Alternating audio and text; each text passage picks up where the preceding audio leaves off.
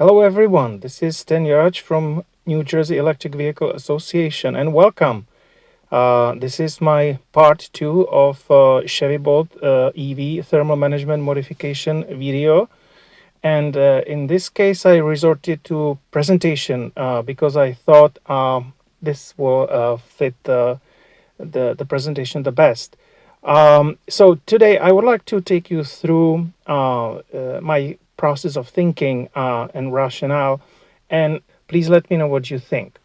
So I will start by giving really credit to Professor John Kelly from Weber State University, who performed teardown of Chevy Bolt EV 2017 model and posted lots of videos on YouTube, and I learned a lot from him.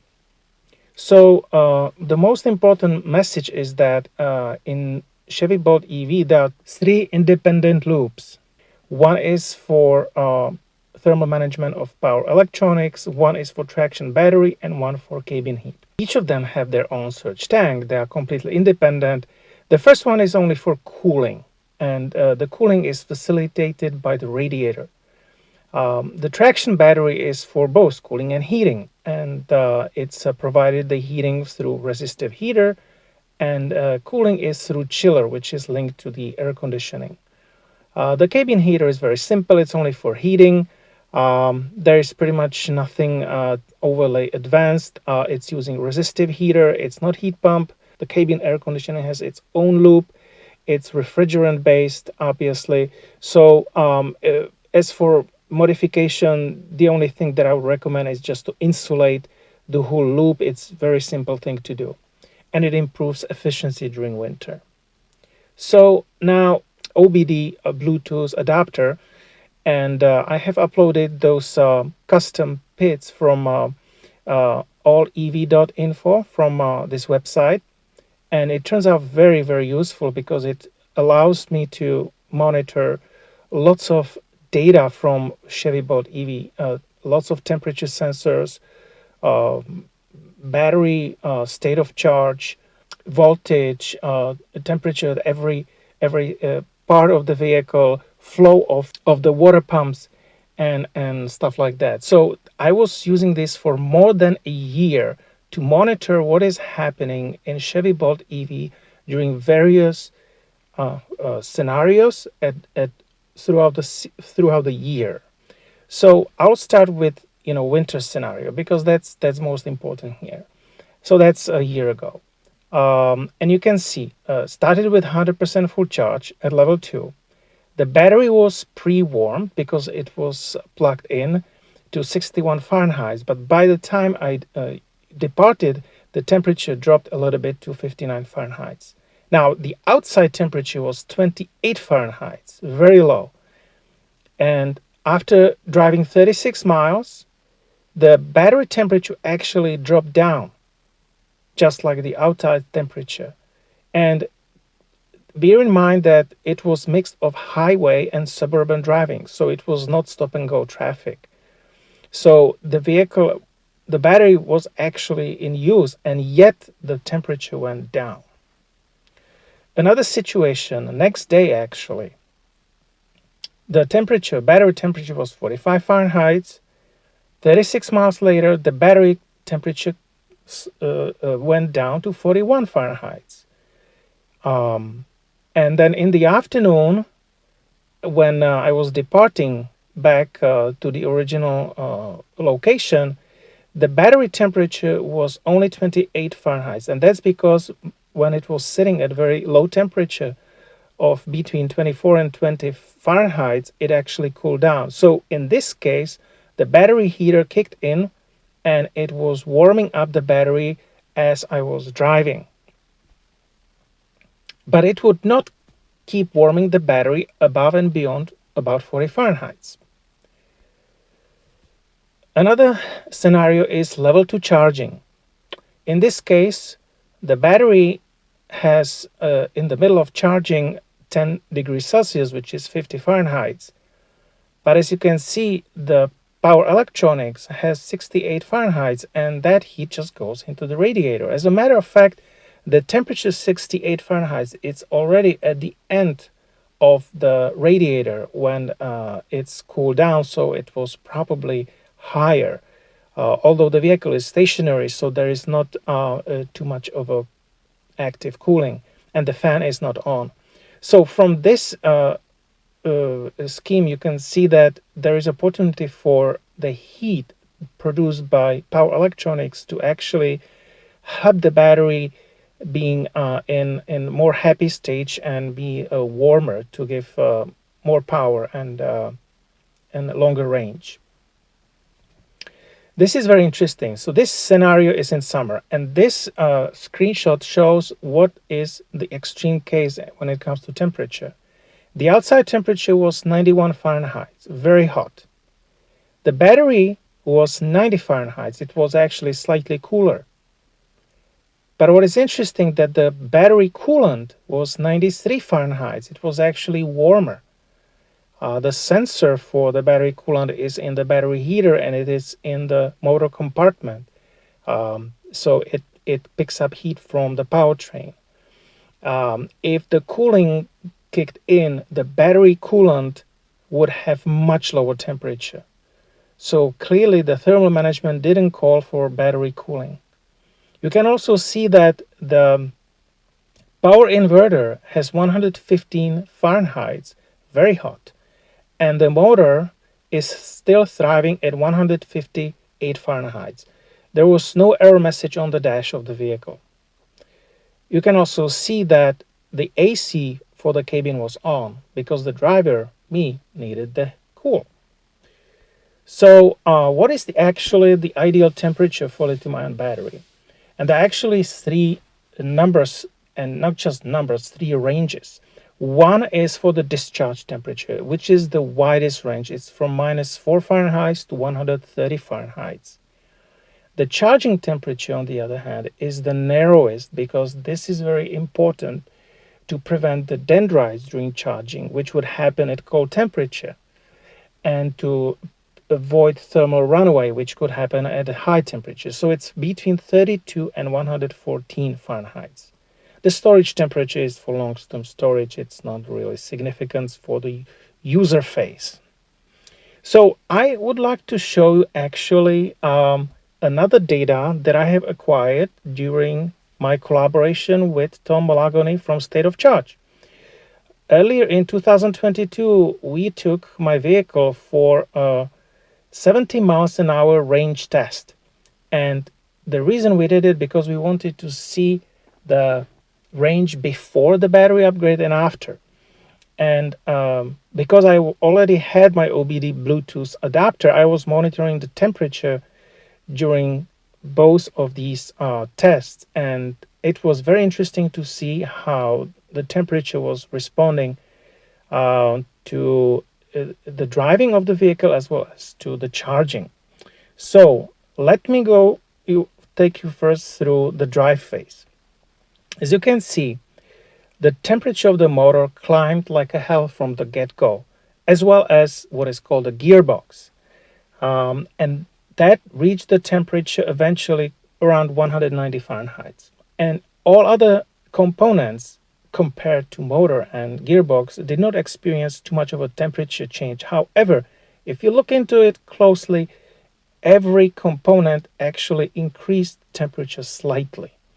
The turquoise line represents the battery, and what you can see that it actually started with 61 Fahrenheit and it remained fairly flat all the way to 75% of discharge, which means 25% remaining in the battery.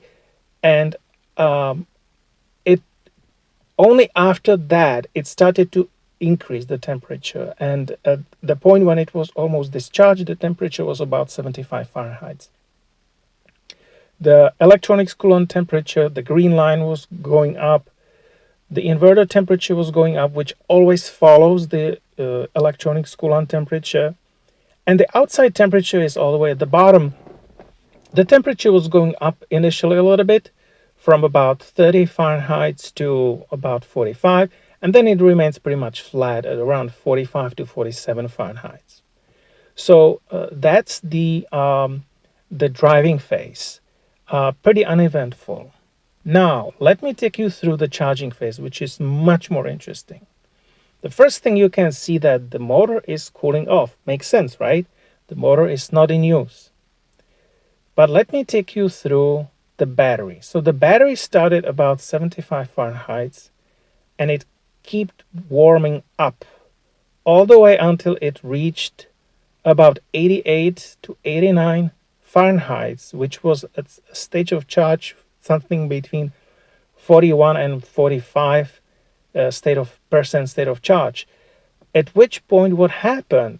The orange line represents the battery coolant.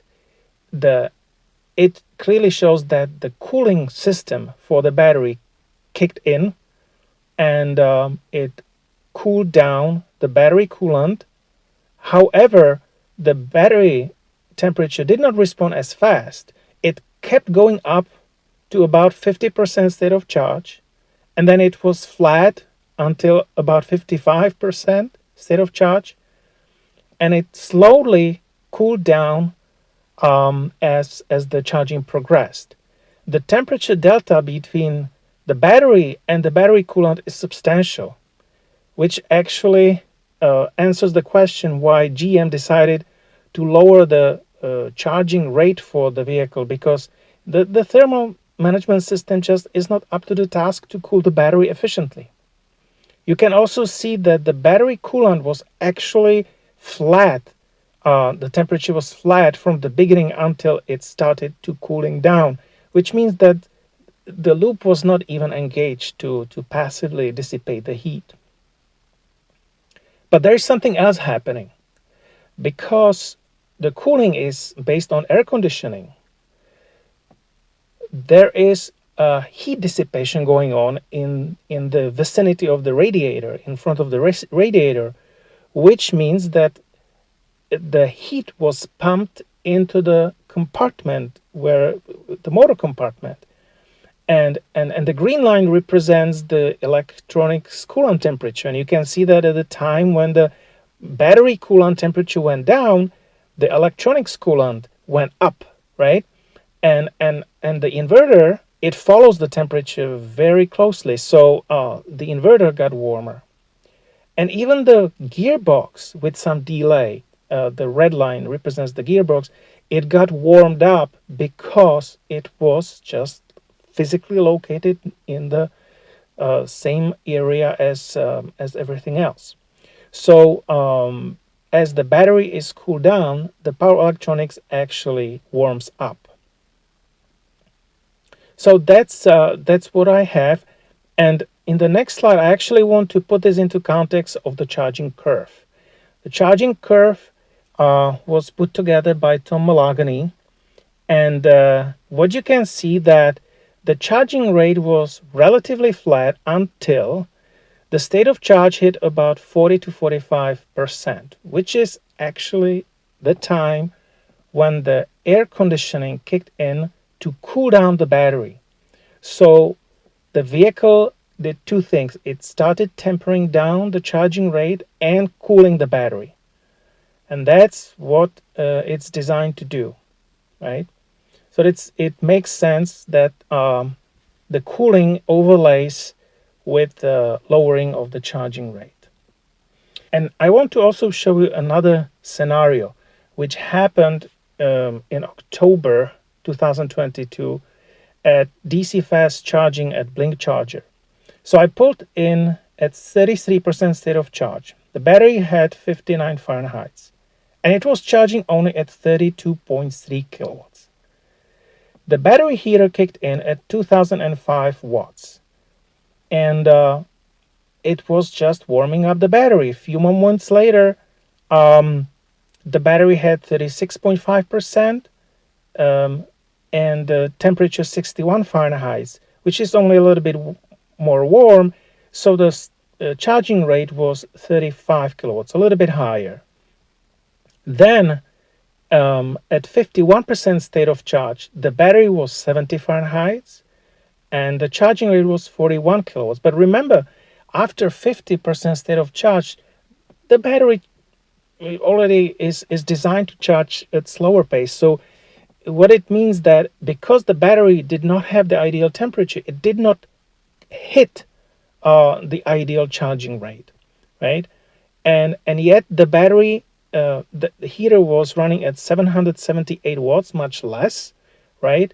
And then when the charging state of charge hit 62.4%, the battery was even warmer. It was 75 Fahrenheit, but unfortunately it was already 62%. So what do you expect? So the charging rate actually went down to 31.7 kilowatts, right? So what this chart really shows that it's very important to start charging with warm battery. If the battery is not warm at that moment, we are just wasting time waiting for the battery to warm up. And it's very important for a vehicle like Chevy Bolt, which already charges only at 50-55 kilowatts under ideal conditions, to keep the battery happy. So it's not just to get better performance, longer range, but particularly on the road trip, we want to make sure that we can charge relatively fast, at least between 0 and 50% state of charge. So that's DC fast charging. So these are those two coolant loops for power electronics and traction battery. And the idea is to put them together. Okay, so there you go. And what you can see right up front is that we have only one surge tank. I deconvoluted that. For a fused system, it would be only confusing to maintain two surge tanks, so one has to be removed. There is also a T switch valve, the L type, and it's the only valve that needs to be operated manually. It could be also electronic, but I plan to do it manual at first.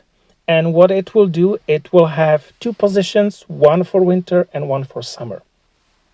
There are also two check valves. These are backflow preventers, making sure that the coolant is going in the right direction and not in the opposite direction. So in summer, which is the normal operation, the valve will be directing the hot coolant from power electronics into radiator to dissipate the heat, put it into the atmosphere, and after that it will go to the surge tank, and from the surge tank it will be directed to the pump, and that's how the loop closes.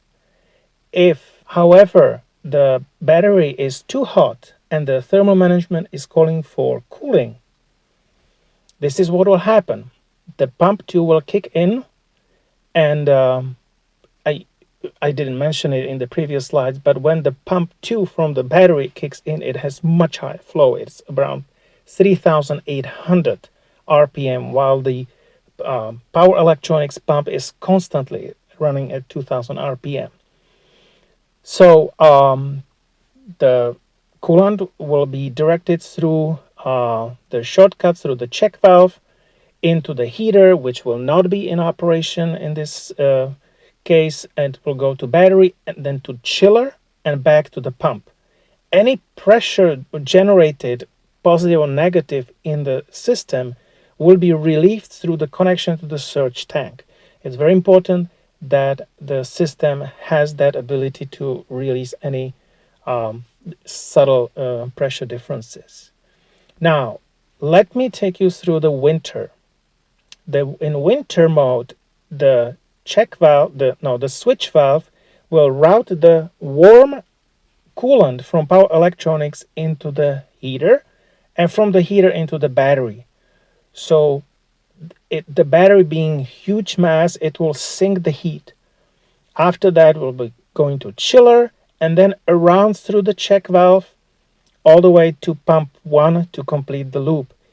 If, however, the pump 2, while not being in operation, does not create too much of a back pressure, the liquid could actually go through the pump 2.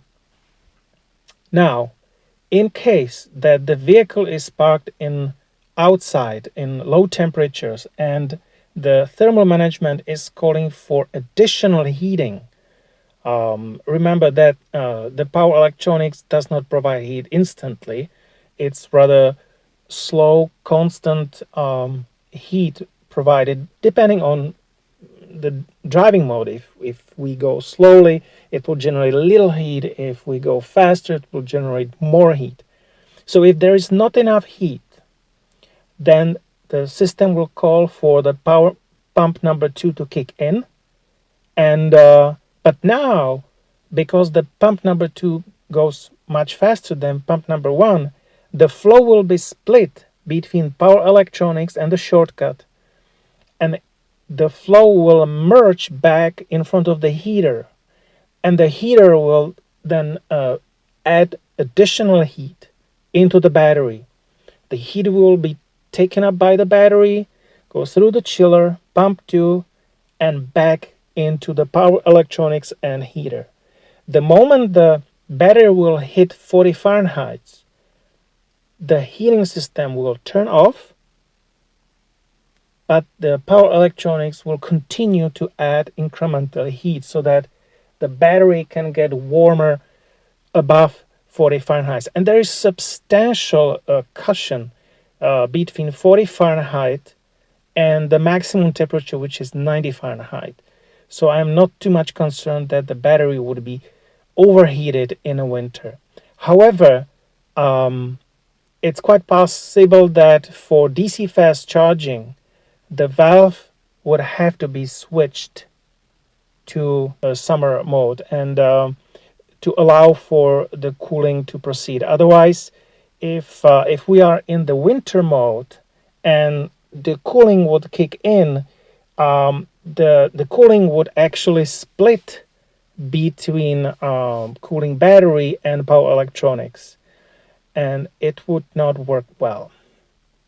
Remember that it's all based on air conditioning, and the heat is released in the motor compartment, the power electronics. So it is important to monitor the temperature all the time using the OBD Bluetooth device, and as needed, switching it from the winter mode to summer mode. So I hope that it will work out. Let me know what you think. Maybe I forgot something. Any feedback is welcome. Please. I have acquired all parts. When I have the project completed, I'll post another video.